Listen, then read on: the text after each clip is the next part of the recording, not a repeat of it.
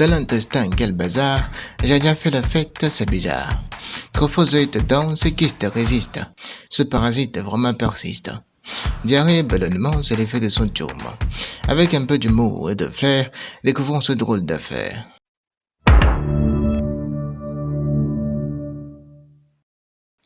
Salut et bienvenue dans Médio pour ce cours de parasitologie médicale qui poursuit la giardiose. La giardiose ou giardiase ou encore l'emblyase est une parasitose due à la présence dans l'intestin grêle de l'homme d'un protozoaire flagellé au nom de Giardia lamblia, encore appelé Giardia duodenalis ou Giardia intestinalis.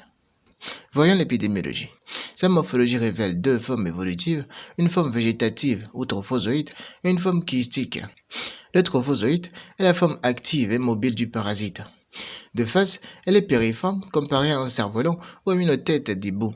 De profil, elle a une forme de cuillère mesurant 18 à 20 micromètres de long.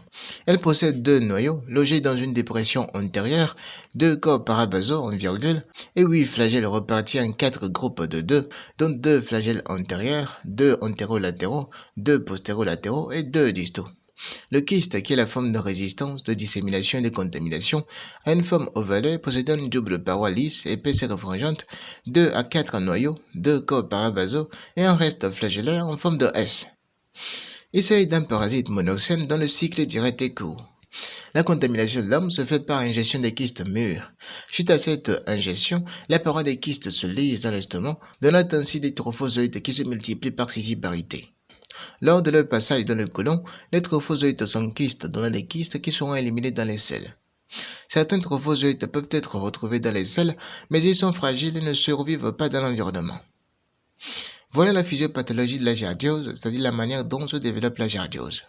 Les effets pathologiques de la giardiose sont principalement dus à la multiplication et l'activité des trophozoïdes dans l'intestin en endommageant la microvillosité des cellules épithéliales, ce qui non seulement réduit la surface d'absorption des nutriments, mais aussi entraîne une réaction inflammatoire locale.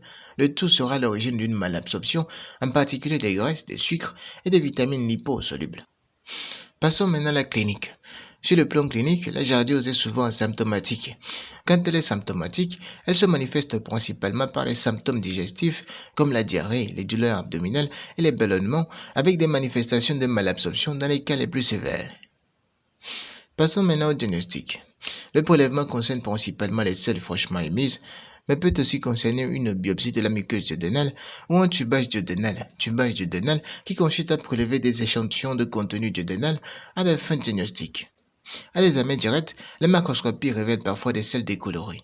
À la microscopie, l'état froid des selles permet d'observer les kystes et dans de rares cas les trophozoïdes.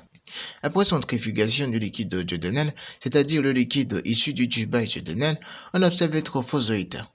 La coloration par le Lugol pour les kystes et le MIF pour les trophozoïdes peuvent être utilisés pour faciliter l'identification. Le diagnostic peut être aussi immunologique à travers la détection des copo-antigènes des parois des kystes. La PCR intervient dans le diagnostic à travers la détection d'ADN ou d'ARN parasitaire dans les échantillons cliniques. L'anatomopathologie grâce à l'examen d'une biopsie duodénale par la détection des trophozoïdes.